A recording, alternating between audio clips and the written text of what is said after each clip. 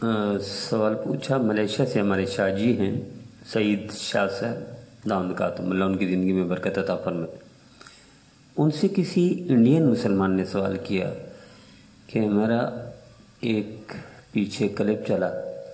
کہ حرام کی کمائی ہو یا حرام کی کمائی شامل ہو اور اس کو کاروبار میں لگائیں،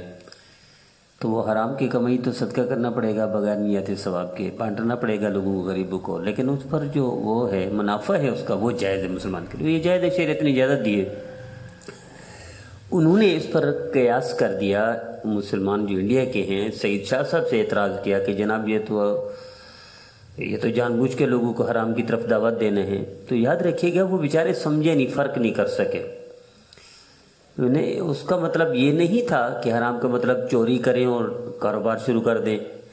روڈ پر کھڑے ہو کر ڈاکہ زنی کریں اور کاروبار شروع کر دیں، یا جان بوجھ کر وہ کریں، پہلے ہی مالدار ہیں اور سود پر پیسہ اٹھا لیں اس پر کاروبار کر رہے ہیں، یہ مقصد نہیں تھا۔ مقصد یہ تھا کہ کوئی بندہ ڈیوٹی کرتا ہے، ڈیوٹی کے ساتھ گڑبڑ بھی کرتا رہتا ہے، رشوت بھی لیتا ہے ادھر ادھر، تو یہ حرام کام ہے۔ جیسے وہ اصل بات چل رہی تھی امریکن کمپنی سے، امریکن کمپنی میں بندہ کام کرتا تھا، ساتھ چوری کا مال بھی کرتا تھا، مسلمان سے لوہا اٹھا لیا، اس کو بھی شامل کر لیا اپنی آمدنی میں، وہاں سے کوئی چیز غبن کرتے رہے وہ بھی شامل کرتے 20 سال کے بعد ہوش آیا کہ یہ میں تو حرام بھی کھاتا رہا ہوں، تو اب وہ کیا کرے؟